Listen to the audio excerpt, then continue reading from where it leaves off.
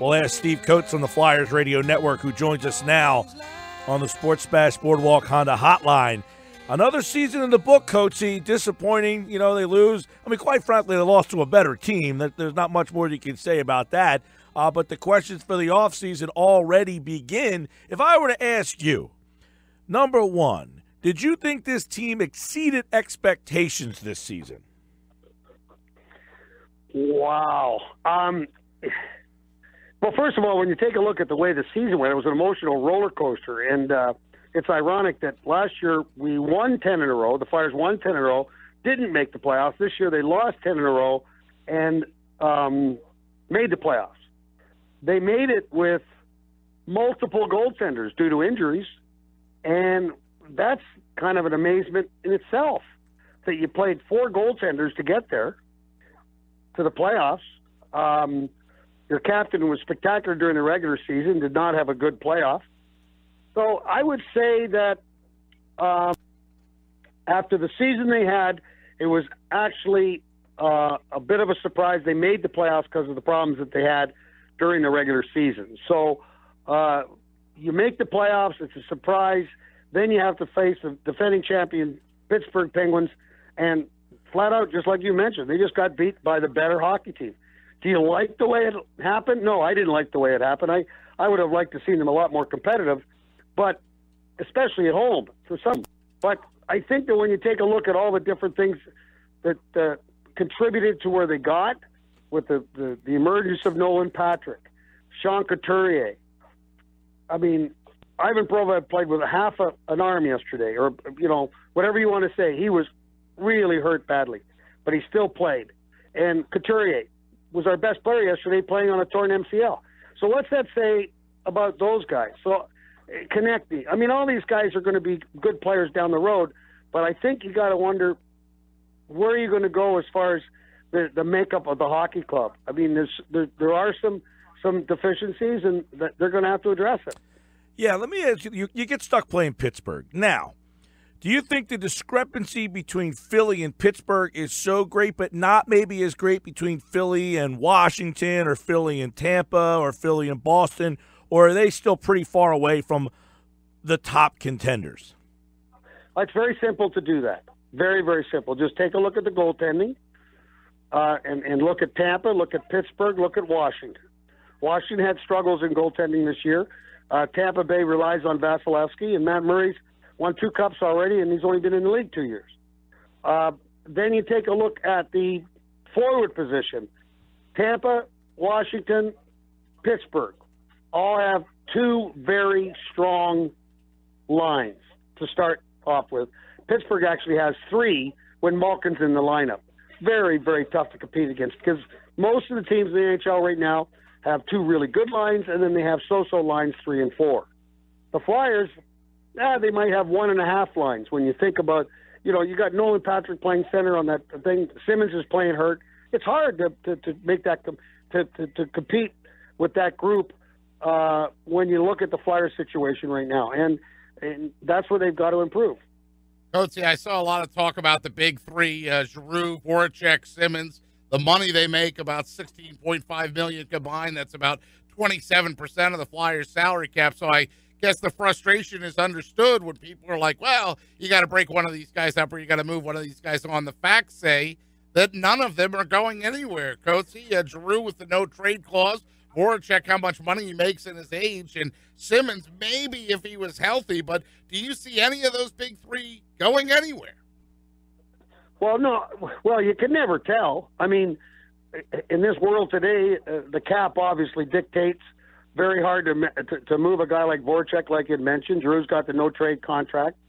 What's disappointing is Drew had such a spectacular – Voracek had a spectacular year during the regular season. They weren't there in the playoffs when you have to be. Their best players were better than our best players. And Simmons, I feel for him. I mean, he had a real rough year. He's playing injured, and I wouldn't even include him in that conversation about whether he's the big 3 and he was at fault for what happened. He can't be included. He played hurt the whole season, and that you got to give him a lot of credit for that.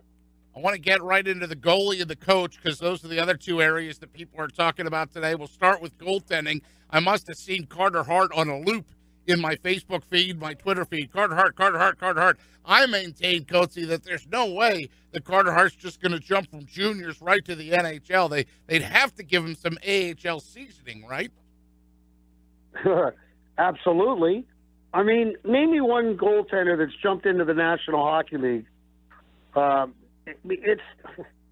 You got to play in the minors. That's just a given.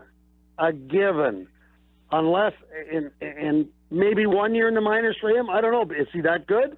You know, we'll know how good he is when he gets here. Right now, he's played very good at the junior level, and he's going to go to the minors. There's a reason goaltenders always spend more time in the minors, then defensemen, then forwards. Forwards, it's a little easier to jump in the National Hockey League. Defense is a very tough spot. And the other is the goaltending position. And goaltending, you see goaltenders right now, just look at like Matt Murray, very successful in the American Hockey League. Holtby, very successful in the American Hockey League. You got to go to the minors. And so you don't want to rush that.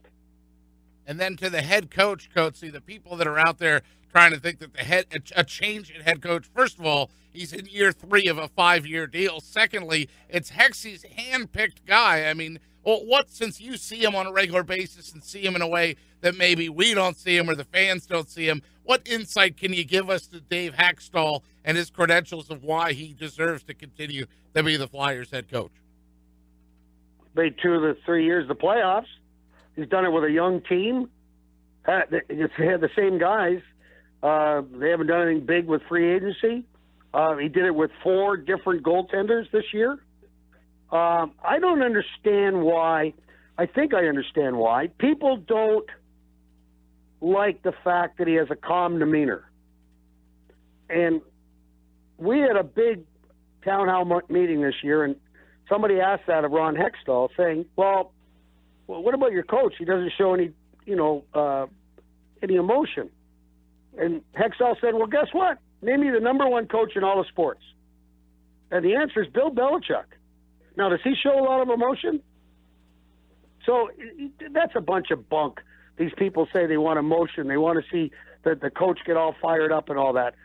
You know, they didn't remember yesterday he was yelling and screaming at the coach. So what do you expect from that? I mean, I played for coaches that yelled and screamed, jump up and down. They were no good. In fact, at one time, Bob McCann was our coach in Maine when we won the Calder Cup, and we actually had to tell him to shut up because he was causing so many problems on the bench. Well, Coach, let me ask you this question because, as you mentioned, the fans all say, all right, fire Hackstall, that'll change. He was brought here to develop younger players. Now, I said at the end of the year, who were the guys who, performed? Couturier, Nolan Patrick, Ivan Pro, they're the young guys.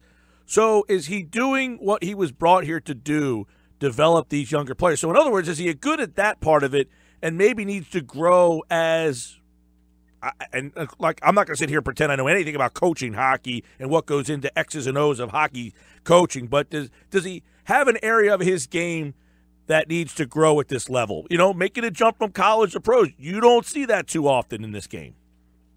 I'd be lying to you if I didn't tell you that he has grown an awful lot in the 3 years. I mean, I think he has really, really changed his views. He's understanding. I think he's done a great job. And you just mentioned, name me one young player that hasn't developed and hasn't got better.